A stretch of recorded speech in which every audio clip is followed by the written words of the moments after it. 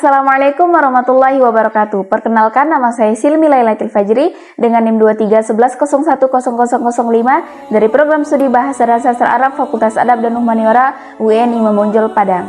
Pada kesempatan kali ini saya akan mempresentasikan hasil artikel saya yang berjudul Perkembangan Peradaban Islam pada Masa Khulafaur Rasyidin. Rasulullah wafat pada usia 63 tahun, tepatnya pada hari Senin 12 Rabiul Awal tahun 11 Hijriah atau 8 Juni 632 Masehi di kota Madinah. Peristiwa wafatnya Rasulullah tersebut amat besar pengaruhnya atas kaum muslimin. Banyak para sahabat yang tidak mempercayai atas peristiwa wafatnya Rasulullah tersebut, di antaranya sahabat Umar bin Khattab. Abu Bakar pun menenangkan para sahabat dengan membacakan Quran Surah Ali Imran ayat 144. وَمَا مُحَمَّدٌ إِلَّا رَسُولٌ قَدْ خَلَتْ مِنْ قَبْلِهِ الرُّسُلُ أَفَإِنْ مَاتَ أَوْ قُتِلَ انقَلَبْتُمْ عَلَى أَعْقَابِكُمْ وَمَنْ يَنْقَلِبْ عَلَى عَقِبَيْهِ فَلَنْ يَضُرَّ اللَّهَ شَيْئًا. Mendengar pidato yang tegas dari Abu Bakar tersebut, mereka akhirnya tersadarkan. Nabi pun disolatkan berduyun-duyun dan dimakamkan di kamar Siti Aisyah di sebelah Masjid Nabawi.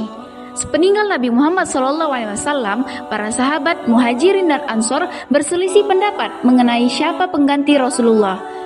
Kaum Muhajirin mengajukan sahabat Abu Bakar As-Siddiq sebagai pengganti Nabi Muhammad SAW. Sedangkan kaum Ansor bermusyawarah di balai pertemuan Sakifah Bani Sa'idah dan menunjuk Sa'ad bin Ubadah. Akhirnya kaum muslimin pun sepakat untuk membaiat atau bersumpah setia mengangkat Abu Bakar As-Siddiq sebagai pengganti Nabi Muhammad SAW. Khulafaur Rasyidin. Khulafa adalah jamak dari kata khalifah yang bermakna pengganti, sedangkan Ar-Rasyidin adalah orang-orang yang mendapatkan petunjuk. Jadi, makna Khulafaur Rasyidin adalah pemimpin umat Islam, pengganti Nabi Muhammad yang mendapatkan petunjuk dari Allah untuk meneruskan perjuangan Nabi Muhammad SAW. Khulafaur Rasyidin berjumlahkan 4 orang sahabat. Yang pertama, Abu Bakar As-Siddiq, Umar bin Khattab, Utsman bin Affan dan Ali bin Abi Thalib. Masa pemerintahan Khulafaur Rasyidin hanya berlangsung selama 30 tahun. Abu Bakar As-Siddiq lahir di Mekah tahun 573 Masehi, selisih 2 tahun dengan Nabi Muhammad SAW. Nasabnya bertemu dengan Nabi Muhammad pada kakek yang bernama Ghalib. Nama aslinya adalah Abdul Ka'bah bin Abi Kuhafa Utsman bin Amir At-Tamimi dari kabilah Bani Tamimi. Ayahnya bernama Abu Kuhafa sedangkan ibunya bernama Salma Ummu Khair. Setelah masuk Islam, namanya berubah menjadi Abdullah. Nama panggilannya adalah Abu Bakar. Abu bermakna bapak, Bakar bermakna awal mula. Gelarnya adalah As-Siddiq, terutama setelah peristiwa Isra dan Mi'raj. Setelah menjadi khalifah, ia mendapatkan gelar Khalifatul Rasulillah, yakni pengganti Rasulullah. Profesi Abu Bakar adalah berdagang, dan ia bersahabat dengan Rasulullah sebelum menjadi nabi. Karakter Abu Bakar adalah seorang yang jujur, lemah lembut, bijaksana, tegas, dan dermawan. Kedermawanan Abu Bakar dapat kita lihat dalam mengorbankan hartanya untuk perjuangan Islam. Jujur dalam berdagang, lemah lembut dalam menghadapi semua permasalahan, bijaksana dalam memberikan hukuman kepada orang-orang yang murtad, dan tegas dalam memerangi orang-orang yang enggan membayar zakat. Peran Abu Bakar sebelum menjadi khalifah: pertama, merupakan as-sabiqunal awalun dari golongan laki-laki dewasa. Yang kedua, mendermakan hartanya untuk membebaskan budak Islam. Di antaranya adalah Bilal bin Rabah. Yang ketiga, orang yang pertama kali membenarkan peristiwa Isra Mi'raj sehingga beliau mendapatkan gelar As-Siddiq. Yang keempat, mendakwakan Islam kepada beberapa sahabat. Di antaranya Zubair bin Awam, Abdurrahman bin Auf, Utsman bin Affan, Thalha bin Ubaidillah, dan Sa'ad bin Abi Waqqas. Lalu, menemani hijrah Rasulullah ke Yasrib dan menemani Rasulullah saat di Gua Sur sehingga mendapat julukan Sahibul Ghar, yakni sahabat yang menemani dalam goa. Yang terakhir menjadi imam saat Rasulullah sedang sakit. Prestasi Khalifah Abu Bakar As-Siddiq diantaranya adalah yang pertama memerangi nabi palsu, kaum murtad, dan pembangkang zakat. Yang kedua, kodifikasi atau pembukuan mushaf Al-Quran. Yang ketiga, perluasan wilayah Islam. Abu Bakar As-Siddiq wafat pada hari Senin 23 Agustus 634 Masehi atau 23 Jumadil Akhir 13 Hijriah dalam usia 63 tahun setelah 15 hari sakit. Masa pemerintahan Abu Bakar berlangsung hanya 2 tahun 3 bulan 10 hari. Gaya kepemimpinan Abu Bakar yakni lembut dalam menginsafkan orang-orang yang terbujuk berbuat makar, tegas dalam menghadapi orang-orang yang hendak merongrong Islam. Umar bin Khattab. Umar lahir dari seorang perempuan bernama Hantama binti Hisham bin Al-Mughirah. Nama lengkapnya adalah Umar bin Khattab bin Nufail bin Abdul Uzzah bin Rabbah bin Abdullah bin Ur bin Razah bin Adi bin Ka'ab bin Lu'ay bin Ghalib al-Quraisy al-Adawi. Umar lahir dari keluarga kelas atas. Hal tersebut terlihat dari kemampuannya membaca dan menulis, yang pada zaman itu kemampuan tersebut merupakan hal yang langka. Umar masuk Islam pada tahun kelima setelah kenabian, dan menjadi salah satu sahabat terdekat Nabi Muhammad, serta menjadi khalifah kedua setelah Abu Bakar As-Siddiq. Setelah masuk Islam, Umar mempertaruhkan seluruh sisa hidupnya untuk membela dakwah Rasul. Umar menjadi benteng dan pilar ajaran Islam yang paling kukuh. Ia menjadi orang kepercayaan Rasulullah sekaligus penasehat utamanya. Umar juga berperan besar bagi perkembangan dan kejayaan Islam. Cara pengangkatan Umar sebagai khalifah berbeda dengan cara pengangkatan Abu Bakar. Umar dipilih langsung oleh Abu Bakar karena adanya kekhawatiran Abu Bakar akan terjadinya perebutan jabatan khalifah seperti zaman beliau diangkat menjadi khalifah, sehingga menjadi peluang musuh untuk menghancurkan agama Islam dan kaum muslimin. Umar bin Khattab merupakan panglima tertinggi angkatan perang yang menguasai taktik dan strategi perang yang mengagumkan. Berkat kemampuannya tersebut, bala tentaranya hampir tidak pernah mengalami kekalahan dalam menghadapi musuh, bahkan dalam peperangan yang begitu dahsyatnya. Pengangkatan Umar bin Khattab dilakukan tepat pada hari Selasa, kurang 8 hari di bulan Jumadi Tsani. Beliau diangkat menjadi khalifah pada umur 45 tahun.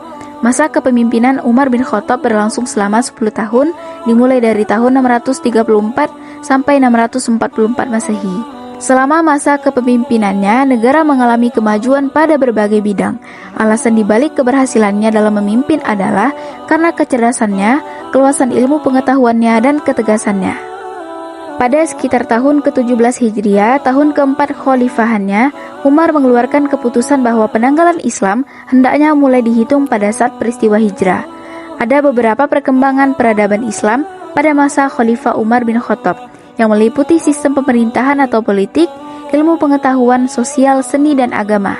Beliau wafat pada usia 64 tahun. Selama masa pemerintahannya oleh Khalifah Umar dimanfaatkan untuk menyebarkan ajaran Islam dan memperluas kekuasaan ke seluruh semenanjung Arab. Ia meninggal pada tahun 644 Masehi karena ditikam oleh Fairuz atau Abu Lulu'ah, budak dari Mughirah bin Abu Sufyan dari perang Nahrawain yang sebelumnya adalah bangsawan Persia. Sebelum meninggal, Umar mengangkat Dewan Presidium untuk memilih khalifah pengganti dari salah satu anggotanya. Mereka adalah Utsman, Ali, Tolha, Zubair, Sa'ad bin Abi Waqqas, dan Abdurrahman bin Auf. Utsman bin Affan. Kedudukan khalifah selanjutnya dilanjutkan oleh Utsman bin Affan. Penentuan Utsman bin Affan sebagai khalifah ketiga dirundingkan dalam rapat. Nama lengkapnya adalah Utsman bin Abil As bin Umayyah. Beliau masuk Islam atas seruan Abu Bakar As-Siddiq. Utsman bin Affan termasuk saudagar besar dan kaya dan sangat pemurah, menafkahkan kekayaannya untuk kepentingan umat Islam. Utsman diangkat menjadi khalifah hasil pemilihan panitia 6 yang ditunjuk oleh Khalifah Umar bin Khattab menjelang beliau akan meninggal. Sesudah Utsman bin Affan dibaiat sebagai khalifah, ia mulai mengatur siasat dan strategi kepemimpinannya. Dalam kebijakan politiknya, Utsman bin Affan mulanya mengikuti khalifah sebelumnya. Oleh karena itu, pada pertama masa pemerintahannya, keputusan-keputusan yang dibuat merupakan kelanjutan dari kebijakan sebelumnya. Hal itu tampak dengan pergantian gubernur yang diangkat oleh Umar bin Khattab. Akibatnya, timbul gejolak masyarakat karena penguasa baru menetapkan peraturan yang memberatkan mereka, terutama di Mesir. Selain Mesir, daerah yang bergejolak adalah Azerbaijan dan Armenia. Kesewenangan pimpinan baru ini telah menimbulkan pemberontakan penduduk, dan pemerintahan Utsman berlangsung selama 12 tahun. Prestasi yang terpenting dalam masa pemerintahan Utsman adalah menulis kembali Al-Quran yang telah ditulis pada zaman Abu Bakar, sehingga hal itu membuat bersatunya kaum muslimin pada satu mushaf, yang seragam ejaannya, bacaannya, dan susunan surahnya. Namun, di akhir masa kepemimpinannya, kondisi politik semakin mencekam, hingga berakibat pada terbunuhnya Utsman bin Affan oleh pemberontak yang berhasil masuk ke dalam rumah Utsman dan membunuhnya saat ia sedang membaca Al-Quran. Ali bin Abi Thalib. Nama lengkapnya adalah Abu Hasan Ali bin Abi Thalib bin Abdul Muthalib al-Hashimi al-Qurashi. Sewaktu lahir, beliau diberi nama Haidar oleh ibunya yang bernama Fatimah binti Asad. Namun kemudian diganti oleh ayahnya yang bernama Abu Thalib dengan nama Ali. Setelah Utsman terbunuh, Alilah yang merupakan calon terkuat untuk menjadi khalifah keempat. Khalifah Ali dipilih dan diangkat oleh mayoritas muslimin, sedangkan kelompok minoritas atau keluarga Umayyah menentang atas pengangkatan tersebut. Ali bin Abi Thalib menjadi khalifah selama 6 tahun. Masa pemerintahan Ali bin Abi Thalib penuh dengan gejolak. Masa pemerintahan Ali tidak lepas dari pemberontakan. Pemberontakan yang dilakukan oleh Tolha, Zubair, dan Aisyah. Pemberontakan terjadi lantaran Ali tidak mau menghukum para pembunuh Utsman dan mereka menuntut bela terhadap darah Utsman yang telah ditumpahkan secara zalim. Kebijakan Ali juga banyak mendapati perlawanan dari Muawiyah yang didukung oleh sejumlah bekas pejabat tinggi yang merasa kehilangan kedudukan dan kejayaan. Hal ini mengakibatkan perang antara kubu Ali dengan kubu Muawiyah yang terjadi di daerah Siffin. Sekian dulu pembahasan kita pada kali ini. See you and thanks for watching.